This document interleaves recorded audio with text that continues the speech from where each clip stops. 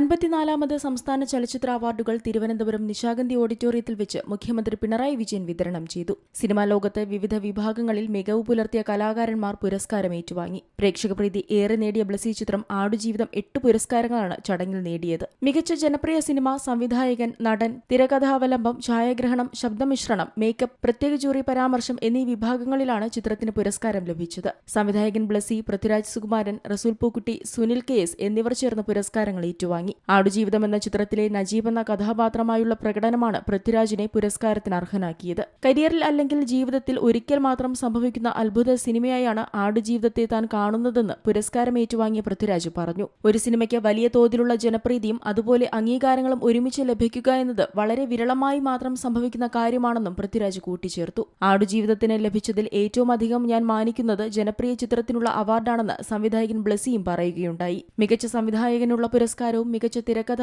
അവലംബത്തിനുള്ള പുരസ്കാരവും ഏറ്റുവാങ്ങിയ ശേഷം സംസാരിക്കുകയായിരുന്നു ബ്ലസി. മികച്ച ഛായാഗ്രഹണത്തിനുള്ള പുരസ്കാരം സുനിൽ KSഉം മികച്ച ശബ്ദമിശ്രണത്തിനുള്ള പുരസ്കാരം റസൂൽ പൂക്കുട്ടിയും ശരത് മോഹനും നേടി. ഒപ്പം രഞ്ജിത്ത് അമ്പാടി മികച്ച മേക്കപ്പിനുള്ള പുരസ്കാരം നേടിയപ്പോൾ KR ഗോകുൽ അഭിനയത്തിനുള്ള പ്രത്യേക ജൂറി പുരസ്കാരവും നേടി. ബെന്യാമിന്റെ ആടുജീവിതം എന്ന നോവലിനെ ആസ്പദമാക്കി ബ്ലസി ഒരുക്കിയ ചിത്രം 2024 മാർച്ചിലാണ് റിലീസ് ചെയ്തത്. നിരൂപക പ്രശംസയും പ്രേക്ഷക പ്രശംസയും കൈവരിച്ച ചിത്രം ആഗോളതലത്തിൽ മികച്ച കളക്ഷനും നേടിയിരുന്നു. Amala Paul, Gokul, Jimmy Jean Louis തുടങ്ങിയവരായിരുന്നു ചിത്രത്തിൽ മറ്റു പ്രധാന കഥാപാത്രങ്ങളെ അവതരിപ്പിച്ചത്. മലയാളത്തിന് പുറമെ തെലുങ്ക്, ഹിന്ദി, തമിഴ്, കന്നഡ ഭാഷകളിലും ചിത്രം പുറത്തിറങ്ങിയിരുന്നു. മലയാള സിനിമാ ലോകത്ത് 35 വിഭാഗങ്ങളിൽ മികവ് പുലർത്തിയ 48 കലാകാരന്മാർക്കാണ് സംസ്ഥാന ചലച്ചിത്ര അവാർഡുകൾ വിതരണം ചെയ്തത്. മികച്ച നടിക്കുള്ള പുരസ്കാരം ഊർവശിയും ബീന ആർ ചന്ദ്രനും മുഖ്യമന്ത്രിയിൽ നിന്നും ഏറ്റുവാങ്ങി. സംവിധായകനും KSFDC ചെയർമാനുമായ ഷാജി N കരുണിന് JC ഡാനിയൽ പുരസ്കാരവും മുഖ്യമന്ത്രി സമ്മാനിച്ചു. അവാർഡിന് അർഹമായ മുഴുവൻ കലാകാരന്മാരെയും മുഖ്യമന്ത്രി അഭിനന്ദിച്ചു. ചടങ്ങിൽ മന്ത്രിമാരായ V Sivankutty, KN Balagopal, K Rajan തുടങ്ങിയവരും പങ്കെടുത്തു.